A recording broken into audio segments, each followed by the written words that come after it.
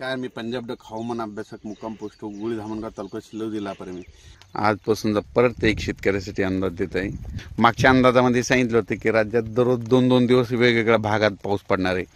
तर आता तुम्हाला एक सांगू इच्छितो की राज्यात पूर्व विदर्भात देखील आणि पश्चिम विदर्भात देखील, म्हणजे पूर्व विदर्भात 6 जिल्ह्यात देखील मुक्काम आहे, पश्चिम विदर्भातल्या 5 जिल्ह्यात देखील मुक्काम आहे आणि मराठवाडा आणि इतर भागामध्ये रिमझिम पाऊस पडन, म्हणजे 1-1, 2-2 तासाला लगेच उघडून लगेच सरी येत राहतील, म्हणून हा अंदाज लक्षात येत आहे. 30 जुलै, 31, 1-2 ऑगस्टला परत पुन्हा पावसाचा पाऊस येणार आहे, म्हणून परत हा अंदाज लक्षात घ्या.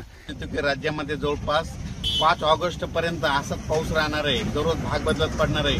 म्हणून शेतकऱ्यांनी काय करायचं, जशी वेळ भेटल तशी तुम्ही फवारणीची तयारी करा. तर 5 ऑगस्ट पर्यंत राज्यात हे पावसाचं सत्र असंच चालू राहणार आहे. काही भागात रिमझिम, कुठं मुसळधार, कुठं अतिवृष्टी, कुठं वाहुणी असा पाऊस पडणार आहे. वापसा काही होणार नाही. त्याच्यामुळे जशी सवड भेटेल तसे तुम्ही कामे करून घ्या. आणि परत एक शेतकऱ्याची सांगायचं की शेतकऱ्याचे काय झालं, खूप शेतकऱ्याचे फोन आले, मग राज्यातले आता धरणं भरणार आहेत का नाही. खास करून सर्व शेतकऱ्याला सांगू इच्छितो की आपलं जायकवाडी धरण, तर सर्व शेतकऱ्याला सांगू इच्छितो की जायकवाडी धरण देखील यावर्षी भरणार आहे, म्हणून ही देखील त्यांच्यासाठी आनंदाची बातमी. त्याच्यानंतर सांगायचं येलदरी धरण हे देखील म्हणजे धरण भरणार आहे, कारण की सप्टेंबर ऑक्टोबर मध्ये तर सरासरीपेक्षा जास्त पाऊस पडणार आहे, म्हणून हे सगळ्या धरणामध्ये आवक येणार आहे आणि हे सगळं भरणार आहे. आणि शेतकऱ्यासाठी ही खूप आनंदाची बातमी.